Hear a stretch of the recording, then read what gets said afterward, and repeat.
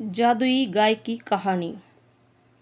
शिवपुर नाम का एक गांव था जिसमें दो किसान रहते थे।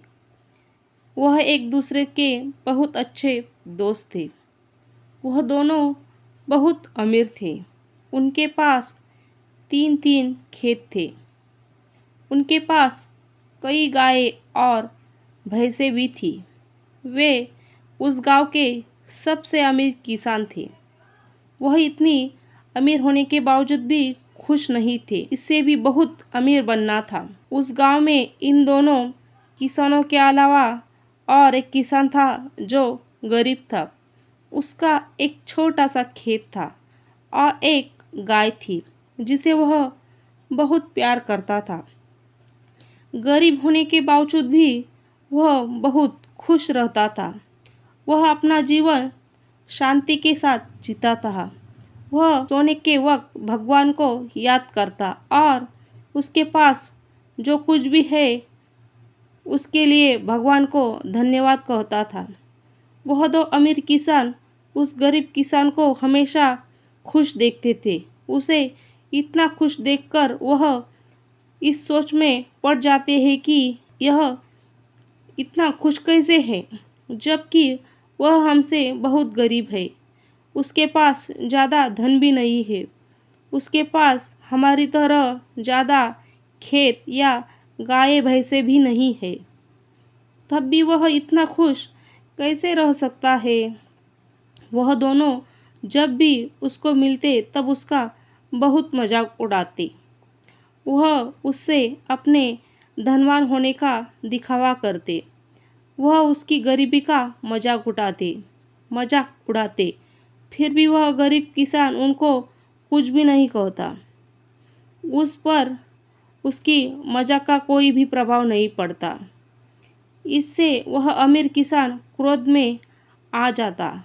यह कहानी ऐसी ही चल रही थी। एक दिन की बात है।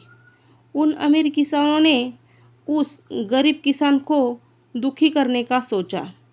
उन्होंने उस गरीब किसान के पास जाकर कहा कि हमें तुम्हारी गाय दे दो। उसके बदले हम तुम्हें 100 चांदी के सिक्के देंगे जो तुम्हारे गाय के लिए पर्याप्त है।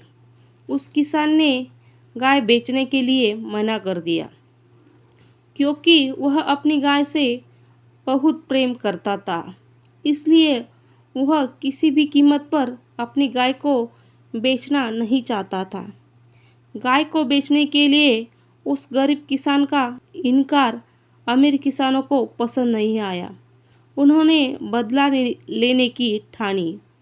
वह रात को उस गरीब किसान के खेत में गए और सारी फसल जला दी, जिससे कि वह गरीब किसान के पास धन की कमी हो जाए और वह अपनी गाय बेचने पर मजबूर हो जाए। जब वह गरीब किसान सुबह उठा और अपने खेतों में गया तो वह अपनी खेत की ऐसी दशा देखकर दुख के कारण रोने लगा। वह बहुत उदास हो गया। उसके पास अब धन की कमी हो गई थी। अब उसके पास पर्याप्त इतना भी धन नहीं था कि वह अपनी गाय को चारा लाकर खिला सके। बिना खाना खाए गाय मर जाती। इससे अच्छा वह अपनी गाय को बेच दे।